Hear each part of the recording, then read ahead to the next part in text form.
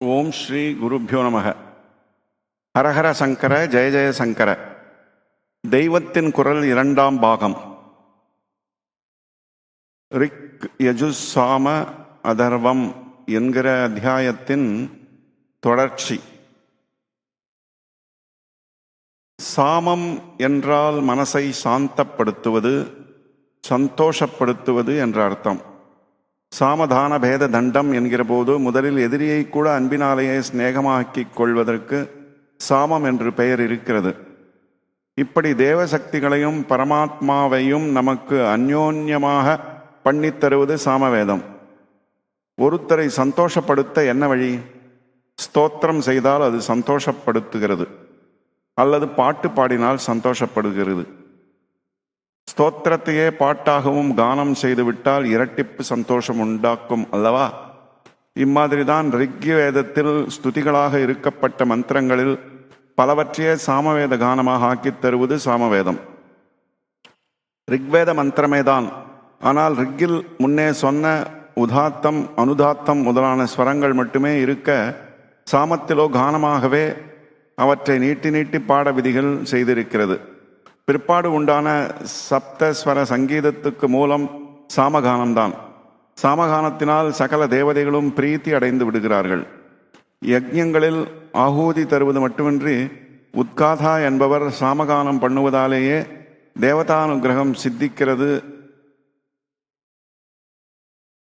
சோம யஜ்ஞங்கள் என்பதாக சோமரசத்தை பிழிந்து ஆகுதி கொடுத்து பண்ணுகிற யஜ்ஞங்களுக்கு சாமகானம் ரொம்ப முக்கியமாகும். ரிக்வேத மந்திரங்களை தான் என்றாலும் ஆத்மஸ்ரேயசையும் தேவதா பிரீதியையும் விசேஷமாக அளிக்க வல்ல கான ரூபத்தில் அமைந்து விட்டதால் சாமவேதத்துக்கு தனி சிறப்பு சொல்லப்படுகிறது. ஸ்ரீ கிருஷ்ண பரமாத்மாவே கீதையில் வேதானாம் சாம வேதோஸ்மி என்கிறார். வேதங்களுக்குள் சாமவேதமாக இருக்கிறேன் என்கிறார். நல்லது கெட்டது எல்லாமே அவர்தான். இருந்தாலும் தன்னுடைய தெய்வீகம் விசேஷமாக பிரகாசிக்கிற இடங்களை அர்ஜுனனுக்கு சொல்லிக்கொண்டு வரும்போது சாமவேதத்தையே குறிப்பிட்டு சொல்லியிருக்கிறார். அம்பாளுக்கு சாமகான பிரியா என்றே லலிதா சகஸ்நாமத்தில் ஒரு பேர் வருகிறது. ரிக்வேத பிரியா, யஜுர்வேத பிரியா என்று இல்லை. சியாமா சாஸ்திரிகளும் சாமகான வினோதினி என்று மீனாட்சியை பாடியிருக்கிறார்.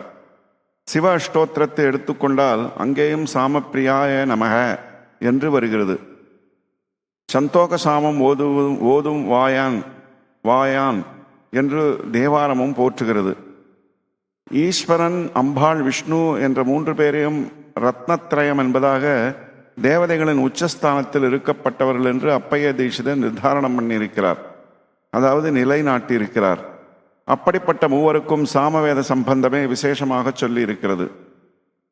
அதர்வன் என்றால் புரோகிதன் என்று அர்த்தம். அந்த பெயரிலே ஒரு ரிஷி இருந்தார். அதர்வா என்ற அந்த ரிஷியின் மூலம் பிரகாசமானது அதர்வ வேதம். அதிலே பலவிதமான ஆபத்துக்களை போக்கிக் கொள்வதற்கும் சத்துருக்களை ஜெயிப்பதற்கும் மந்திரங்கள் இருக்கின்றன. ப்ரோஸ், பொயட்ரி இரண்டும் கலந்திருக்கின்றன. மற்ற வேத மந்திரங்களுக்கும் இந்த பிரயோஜனம் உண்டு. ஆனால் மற்ற வேதங்களில் இல்லாத அநேக தேவதைகள், இன்னும் கோரமான பலவித ஆவிகள் இவற்றை குறித்தும் மந்திரங்கள் அதர்வத்தில் தான் இருக்கின்றன. மாந்திரீகம் என்று இப்போது சொல்கிற அநேக விஷயங்கள் அதர்வ வேதத்திலிருந்து வந்தவைதான். ரொம்ப உயர்ந்த தத்துவங்களை கொண்ட மந்திரங்களும் அதர்வத்தில் இருக்கின்றன. லோகத்தில் இருக்கப்பட்ட சிருஷ்டி விசித்திரத்தை எல்லாம் கொண்டாடுகின்ற பிருத்வி சுக்தம் என்ற சுக்தம் இந்த வேதத்தில் தான் வருகிறது. யஜ்ஞத்தை மேற்பார்வையிடுகிற பிரம்மாவை அதர்வ வேதத்துக்கு பிரதிநிதியாக சொல்லியிருப்பது இதற்கு ஒரு பெருமை.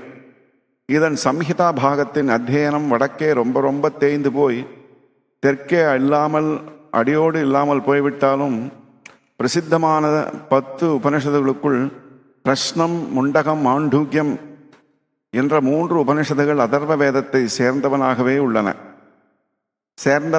உள்ளன. முமுட்சுவானவன், அதாவது ஞான சாதகன், மோட்சம் பெறுவதற்கு மாண்டூக்கிய உபனிஷத் ஒன்றே போதும் என்று வசனம் இருக்கிறது. அப்படிப்பட்ட உபனிஷத் அதர்வத்தை சேர்ந்ததாகவே இருக்கிறது. பிற்காலத்தில் அதர்வ அத்தியனம் விட்டு போனாலும் நீண்ட காலம் அது வழக்கில் இருந்திருக்கிறது என்று கல்வெட்டுக்களிலிருந்து தெரிகிறது.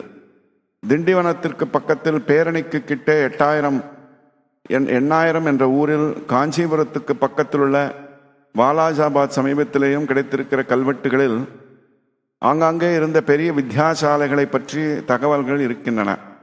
இவற்றை பார்த்தால் பிற்கால சோழர்கள் ஆட்சி காலத்திலும் கூட தமிழ் தேசத்தில் அதர்வ வேத அத்தியனம் இருந்திருக்கிறது என்று தெரிகிறது. வடக்கே ஒரிசாவில் இருக்கும் பிராமணர்களின் 18 பிரிவுகள் உள்ளன. அவர்களில் ஆதர்வணிகர் என்றே ஒரு பிரிவுக்கு பெயர். அதர்வ வேதிகள் என்பதே இதற்கு அர்த்தம்.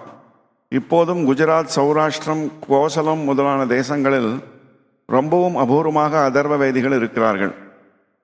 மந்திரங்களுக்குள் மகாமந்திரமாக விளங்கும் காயத்ரி 3 வேதசாரம் என்று கருதப்படுகிறது. 3 வேதம் என்பதால் இங்கு அதர்வத்தை சேர்க்கவில்லை என்றாகிறது. இதனால் அதர்வ வேதத்தை அத்தியனம் பண்ணும் முன் புனர் உபநயனம் 2ஆம் முறை பூணூல் கல்யாணம் பண்ண வேண்டும் என்ற அபிப்பிராயமும் இருக்கிறது. பொதுவாக பிரம்மோபதேசத்தில் உபதேசிக்கப்படும் காயத்திற்கு திரிபதா காயத்ரி என்று பெயர். அது 3 பாதம் உடையதாக இருப்பதால் இப்படி பெயர். ஒவ்வொரு பாதமும் ஒரு வேதத்தின் சாரமாகும். அதர்வ வேதத்துக்கு வேறு காயத்ரி உண்டு. இப்போது அதர்வ வேதிகள் என்று யாரும் இல்லாத போது அந்த வேதத்தை மற்ற வேதக்காரன் அத்தியனம் பண்ண வேண்டுமானால் இன்னொரு முறை உபநயனம் செய்து கொண்டு அதர்வ காயத்ரி உபதேசம் வாங்கி கொண்டு பிறகு அந்த வேதத்தை கற்க வேண்டும். மற்ற 3 வேதங்களைச் சேர்ந்தவர்கள் அந்த 3இல் மற்ற 2ஐ அத்தியனம் பண்ண வேண்டுமானால் இப்படி புனர் உபநயனம் செய்து கொள்ள வேண்டியதில்லை. ஏனென்றால் இந்த ரிக்வேதிகளுக்கும் பொதுவாக ஒரே காயத்ரி இருக்கிறது. இத்துடன் ரிக், யஜுஸ், சாம, அதர்வம் என்ற இந்த அத்தியாயம் நிறைவு பெறுகிறது. ஓம் சாந்தி சாந்தி சாந்தி.